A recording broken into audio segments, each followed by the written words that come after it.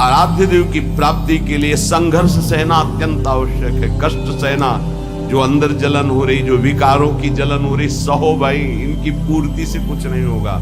इनको से एक बार लड़ जाओ, एक बार निकल जाओ तो जन्म जन्म की लड़ाई जीत जाओगे।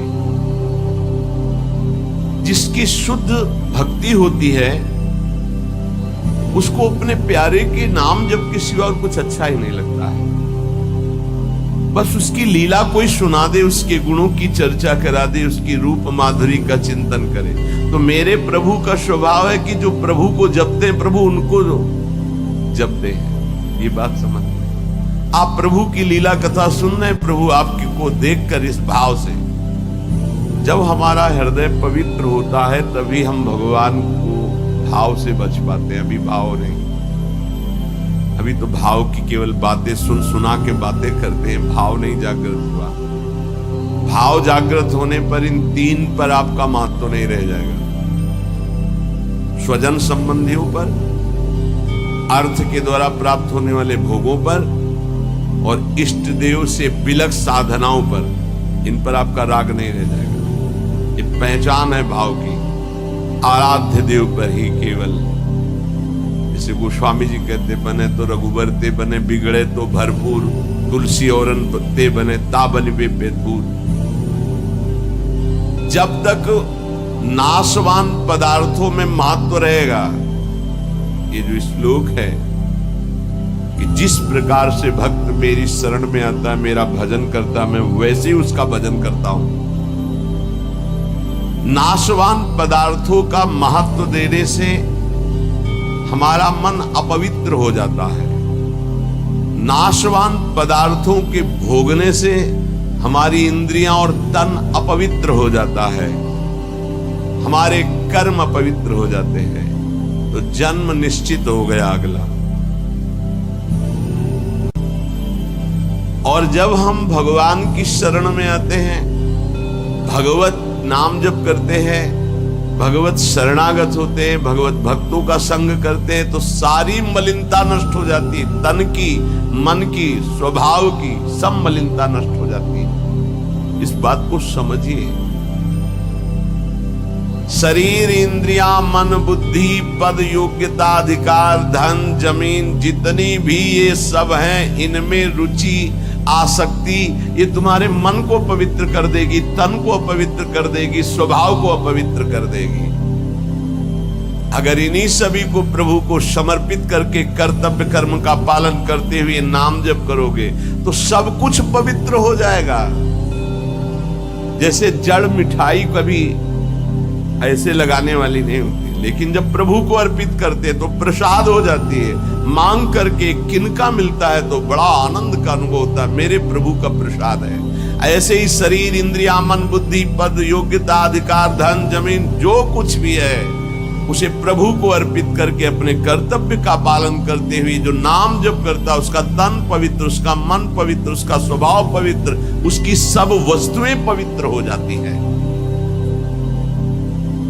अब तो वैसी निष्ठा नहीं दिखाई दे रही है, होगी किसी के अंदर।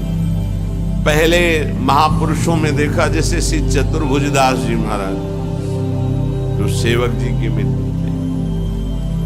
अगर जिस गांव में गए वहां अगर वैष्णव नहीं है, कंठी तिलकधारी, तो उस गांव के कुएं का पानी भी नहीं पिएंगे, ऐसी निष्ठा रखते थे।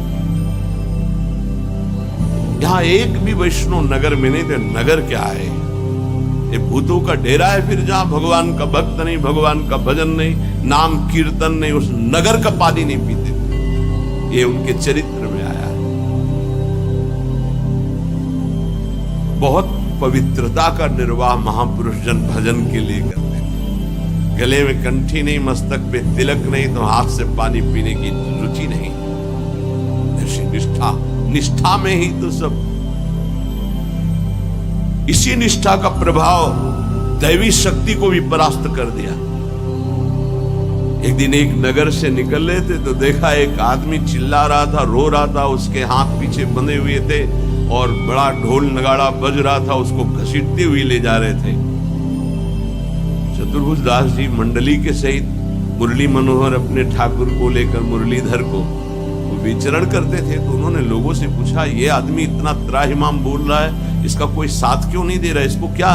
तो बोले ये देवी के बलि चढ़ाने के लिए ले जाएगा। देवी की बलि? कहाँ है मंदिर? गांव के बाहर है। बाग पहले उसको रुकवा दिया, इतना भजन का तेज था, रुकवा दिया और दरवाजे पे गए और कहा कि तुम माँ हो? कैसी माँ हो जो तुम अपने बच्चों की हत्या करवा कर मुस्कुराना सीखती हो? तुम माँ हो, इसका मतलब है तुम्हारे अंदर ममत्व तो नष्ट हो चुका है। चाहे कोई भी सृष्टि का जीव हो, वो तुम्हारा बेटा होता है। वो पुत्रो जायते क्वचित् कुमाता न भवति। ये कैसा न्याय आपका कि आपके सामने आपके बेटे को बंदी बनाकर बलि दिया जा रहा हो, आप प्रसन्न मुद्रा में हो। वहां के पुजारी ने कहा, आप अंदर नहीं घुस सकते। बोले ये अंदर नहीं रह सकते। अब ठाकुर जी को साथ लेके तो देवी जी बाहर निकल आए, ठाकुर जी को सिंहासन पे विराजमान किया। उनके भागवतिक वैष्णव तेज भजन के प्रताप से लिखा हुआ है भक्तमाल जी में भी, जहां भी उनका चरित्र चतुर्भुज दास जी का, ऐसे हरिव्यास देवाचार्य जी। तो देवी जी ने कहा, क्या आदेश है हमारे लिए? देवी जी ने कहा, तो उनका पहले यहां के राजा को बोलो कि आज के बाद अगर यहां बलि चढ़ी, सर्वनाश तुम ही करोगी। बोलो जाके यही।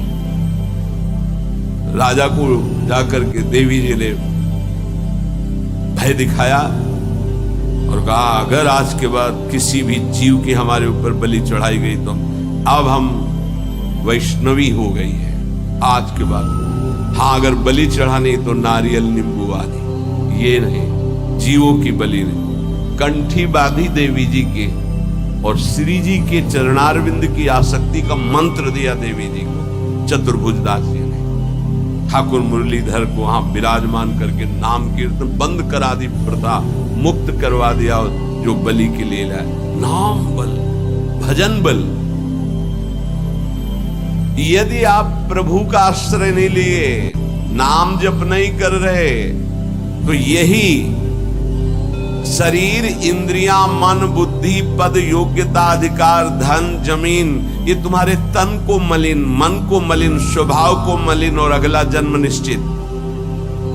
जैसे कोई कहता है हम तो पिछले जन्म को मानते नहीं, अगले जन्म को मानते ही नहीं, तो तुम्हारे मानने न मानने से सृष्टि चल रही क्या?